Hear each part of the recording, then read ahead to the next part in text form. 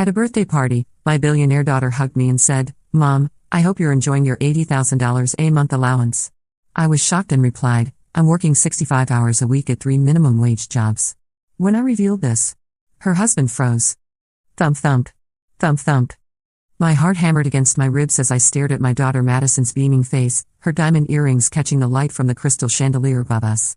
The sound of champagne glasses clinking and polite laughter filled the opulent ballroom of the Meridian Hotel, where Madison was celebrating her 28th birthday in typical extravagant fashion. "What did you just say?" I whispered, my voice barely audible over the jazz quartet playing in the corner.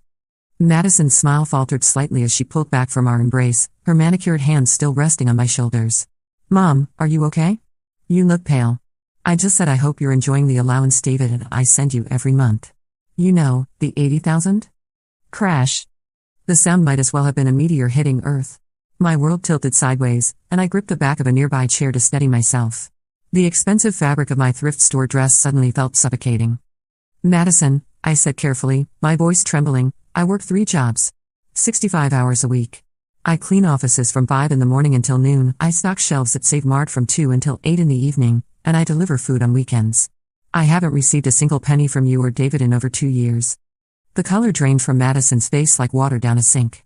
Behind her, I watched her husband David's champagne flute slip from his fingers in slow motion. Shatter. Crystal exploded across the marble floor, and suddenly the entire party seemed to pause. Conversations died mid-sentence. The jazz quartet saxophone trailed off into an awkward silence. That's impossible," Madison stammered, her voice rising an octave. "David handles our finances. He showed me the bank statements. Every month, $80,000 goes to your account. I've seen the transfers, Mom." David's face had gone from its usual confident tan to an ashen gray. His mouth opened and closed like a fish gasping for air, but no sound came out. Tick, tick, tick. The grandfather clock in the corner seemed to grow louder with each passing second as 3 generations of Madison's friends and David's business associates stared at our little family drama unfolding before their eyes. "David?" Madison's voice cut through the silence like a blade. "David, tell Mom about the money. Tell her about the transfers." Gulp. I could actually hear David swallow. His Adam's apple bobbed as he loosened his tie with shaking fingers. Madison, sweetheart, maybe we should discuss this privately." "No." Madison's voice cracked like a whip, causing several elderly guests to jump. "Tell her now, David. Tell my mother about the $80,000 we send her every single month." The silence stretched on, heavy and suffocating. I watched as realization slowly dawned on my daughter's face, her features shifting from confusion to horror to something much darker. "You've been lying to me," she whispered, and it wasn't a question. Thud. David's knees actually buckled, and he caught himself against the dessert table, sending a 3-tiered birthday cake swaying dangerously. "Madison, I can explain." "Explain what exactly?" My daughter's voice had dropped to a deadly quiet tone that I'd never heard before. "Explain how you've been stealing from my mother for 2 years? Explain how you let me believe she was living comfortably while she was working herself to death." The guests were no longer pretending to have their own conversations. Every person in that ballroom was staring at us, some with their phones already out, no doubt recording what was quickly becoming the scandal of the century in our social circle. Beep. Beep. Beep. Madison pulled out her phone with trembling fingers, her perfectly manicured nails clicking against the screen as she pulled up her banking app. "Show me," she demanded, thrusting the phone toward David. "Show me Mom's account number. Show me where this money has been going." David's face crumpled like a used tissue. "Madison, please, not here.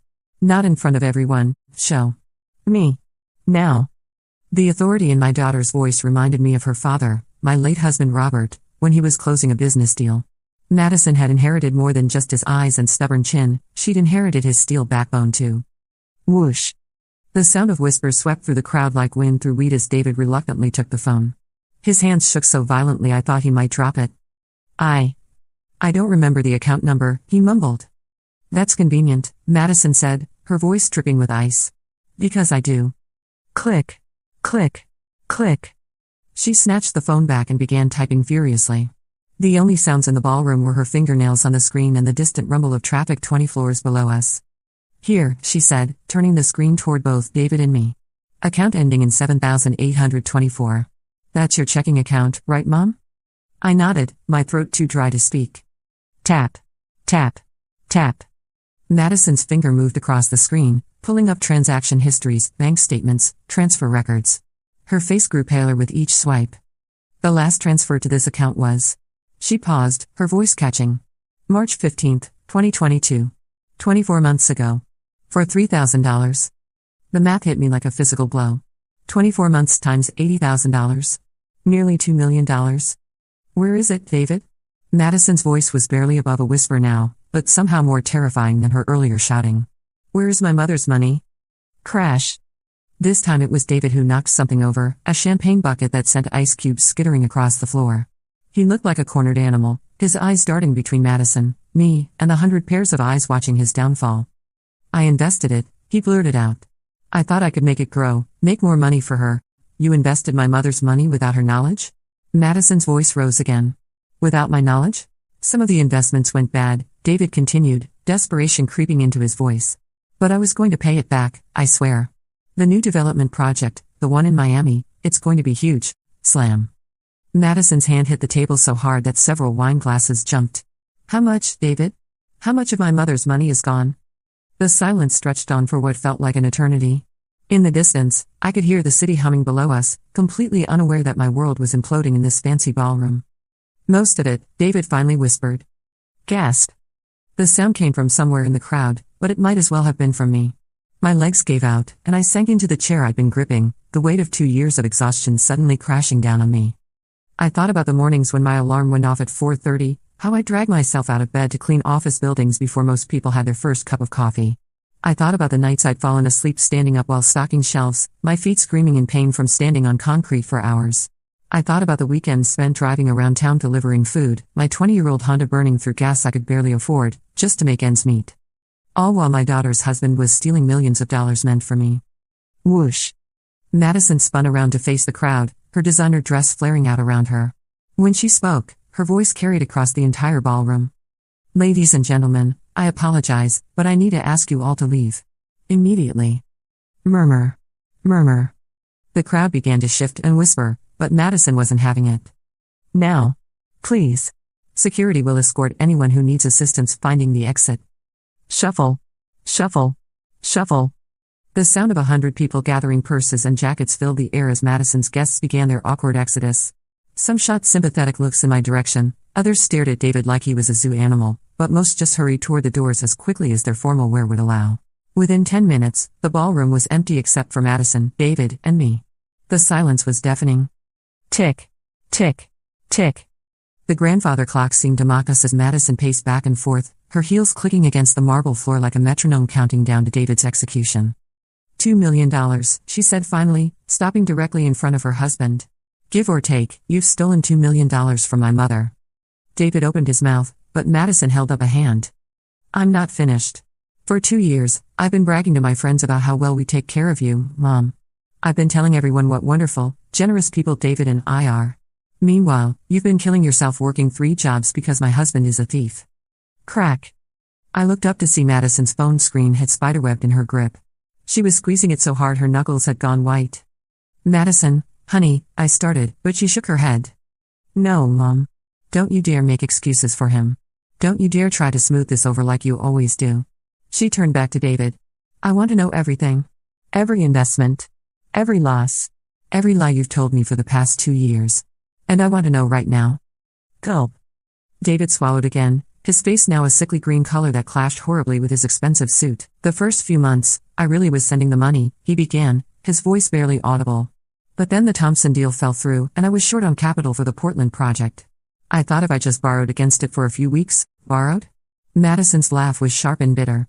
You can't borrow money from someone without telling them, David. That's called stealing. I was going to pay it back, with what money? Madison demanded. Our accounts are joint, David. I can see everything. We don't have $2 million just sitting around. Thud. David slumped into a chair, his head in his hands. The Miami project, he mumbled. When it goes through, we'll make $20 million easy. I was going to pay back everything with interest. If it goes through, Madison corrected. If. And what if it doesn't? What if it falls through like Thompson did? What if we lose everything? Silence. David had no answer, and we all knew it. I sat there, watching my daughter pace back and forth, and felt something I hadn't felt in years, pride. Not in the situation, certainly, but in Madison herself. The spoiled little girl who used to throw tantrums when she couldn't have a pony was gone, replaced by a woman with steel in her spine and fire in her eyes. Beep. Madison's phone buzzed with a notification, and she glanced at it with a frown. "It's my lawyer," she said. "I texted him during the party. He's already looking into our options." She looked up at David with cold eyes. Criminal and civil. Crash. This time it was metaphorical. I could practically see David's world collapsing around him as the implications hit. "Madison, you can't be serious. I'm your husband, you're a thief," she said simply. "And thieves go to jail." Ring. Ring. Madison's phone started ringing, and she answered it immediately. "Marcus?" "Yes, I have the bank records right here." She walked a few steps away, but her voice carried in the empty ballroom. 2 years. Nearly 2 million? "Yes, I'm sure." Murmur. Murmur. I couldn't make out the lawyer's words, but I could hear the serious tone of his voice through the phone. "File everything," Madison said. "Civil suit for the full amount plus damages. And yes, I want you to contact the district attorney's office. This is embezzlement, plain and simple." Click. She hung up and turned back to us, her face set in stone. "David, you have exactly 1 hour to pack whatever you can fit in a suitcase and get out of our house. Marcus is filing for divorce first thing Monday morning, and he's already contacted the DA about pressing criminal charges." Thump. David's head hit the table as he finally broke down completely. "Madison, please. I love you. We can work through this." "Work through what?" Madison's voice was deadly quiet. "Work through the fact that you've been lying to my face every single day for 2 years? Work through the fact that my mother has been living in poverty while you've been gambling with her money? Work through the fact that you're a criminal?" Sob.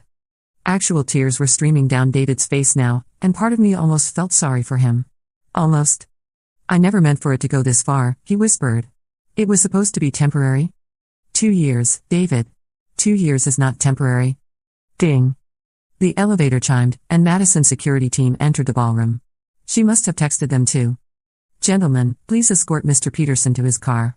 He won't be returning to the building." Shuffle. Shuffle. 2 men in suits flanked David, who looked up at Madison with desperate eyes.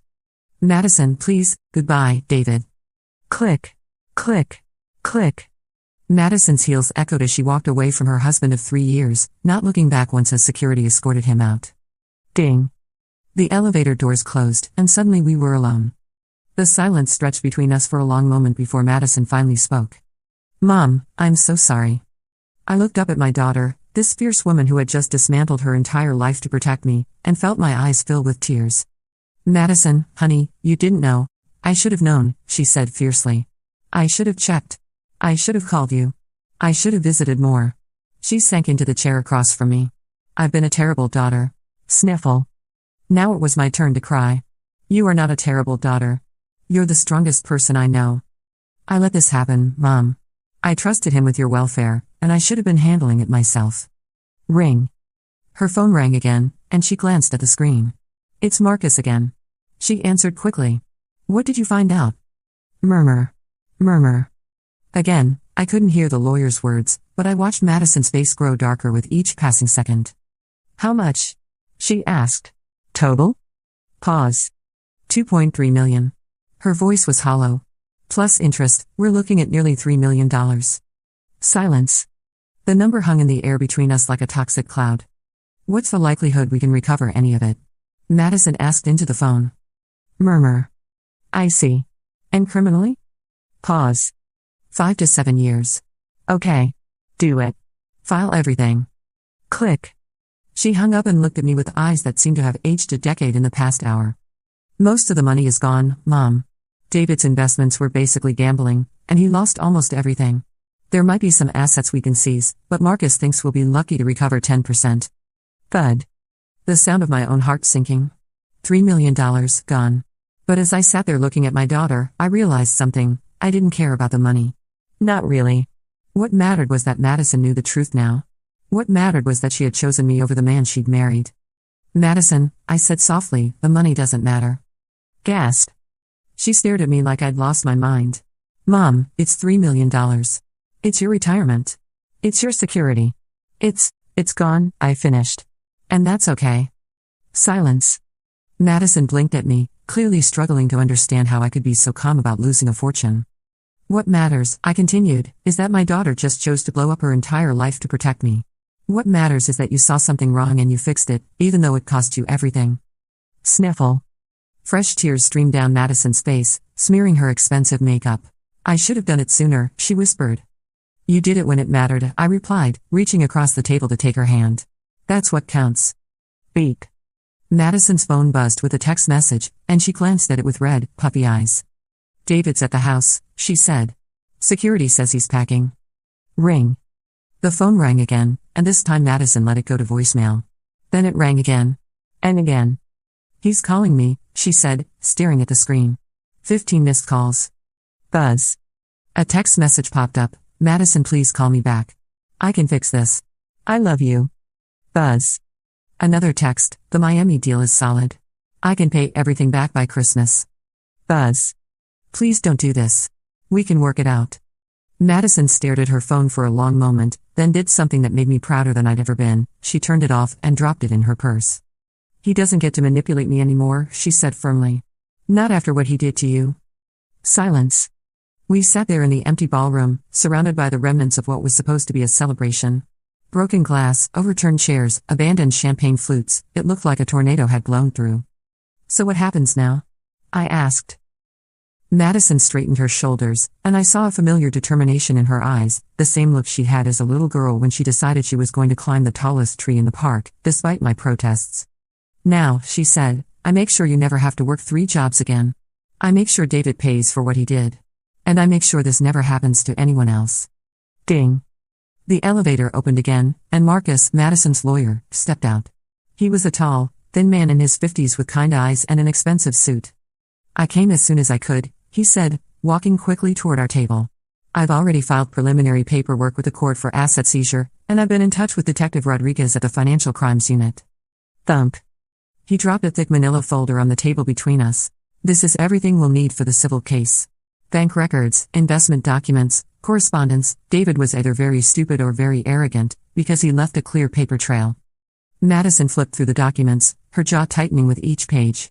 These investment accounts, she said, pointing to a column of numbers. They're all in David's name only. He never intended to pay Mom back. Russell.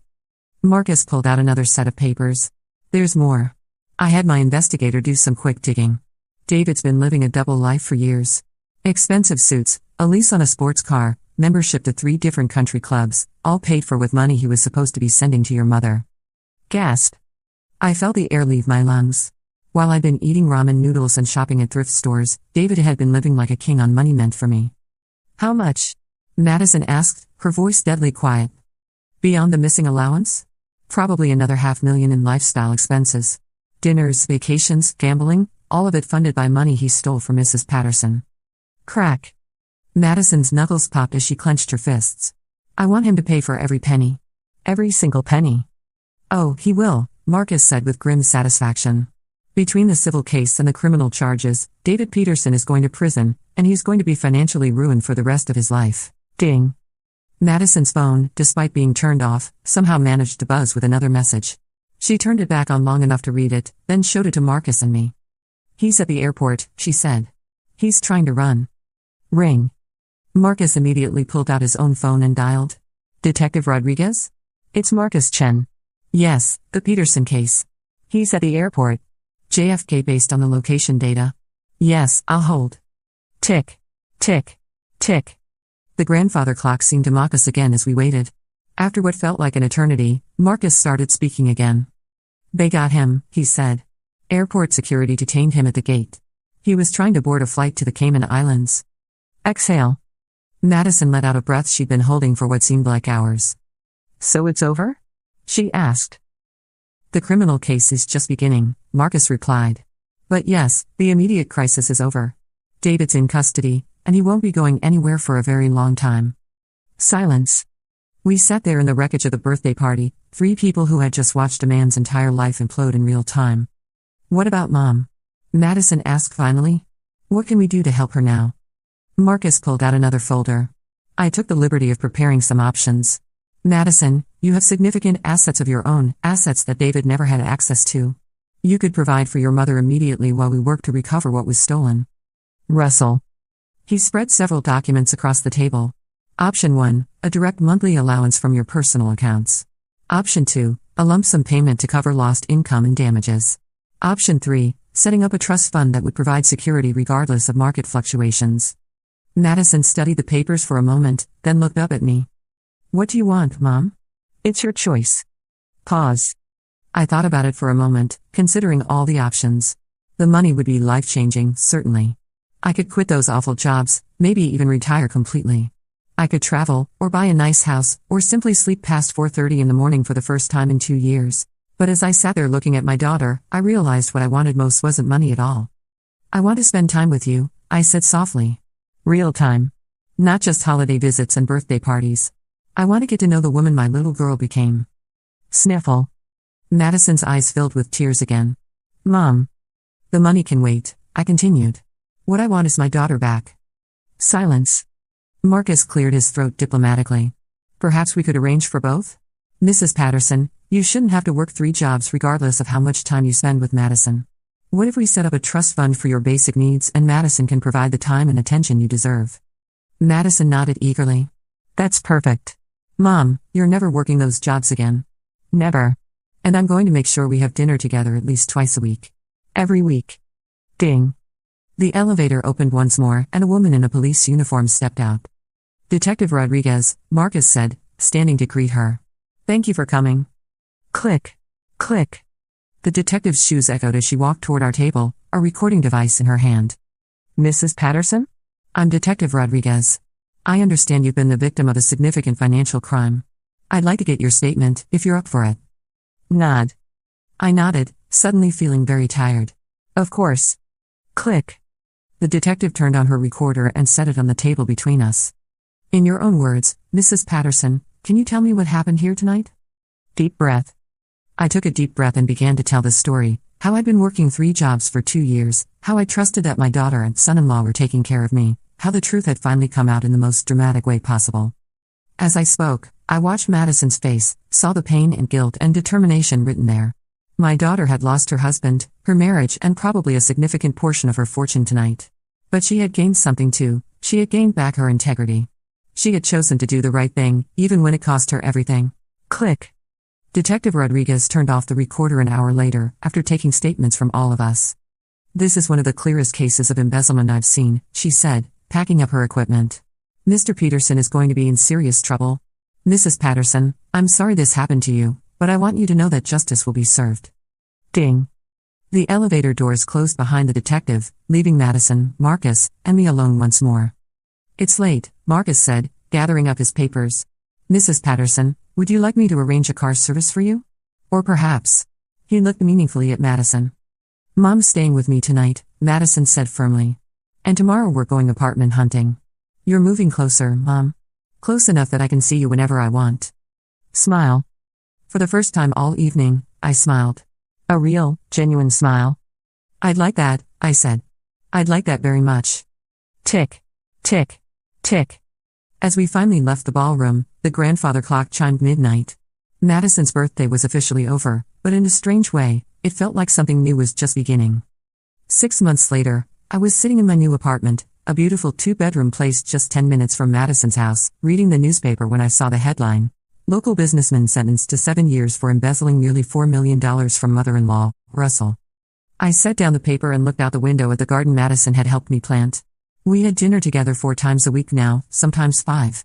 She had hired a private investigator who managed to recover about 30% of the stolen money, and she had set up a trust fund that would keep me comfortable for the rest of my life. But more importantly, I had my daughter back. The real Madison, not the superficial party thrower who had been so focused on appearances that she'd forgotten to check on her own mother. Ring. The phone rang, and I answered it with a smile. Hi, honey. Hi, Mom. Are you ready for lunch? I found this amazing little cafe that I think you'll love. I'm ready, I said, grabbing my purse. I'm always ready. Click. As I hung up the phone, I thought about that night 6 months ago. The night my world fell apart and came back together in the span of a few hours. The night my daughter chose love over lies, integrity over image, family over fortune. Knock. Knock. Madison's knock was soft but insistent, just like she'd been as a little girl. I opened the door to find her standing there with a huge bouquet of flowers and an even bigger smile. These are just because, she said, handing me the flowers. Just because I love you, and I'm sorry it took me so long to show it properly. Hug. I pulled my daughter into my arms, and for the first time in years, everything felt exactly as it should be. Sometimes the worst thing that can happen to you turns out to be the best thing that could have happened. Sometimes losing everything is the only way to find what really matters. And sometimes, when you think your story is ending, you discover it's really just beginning.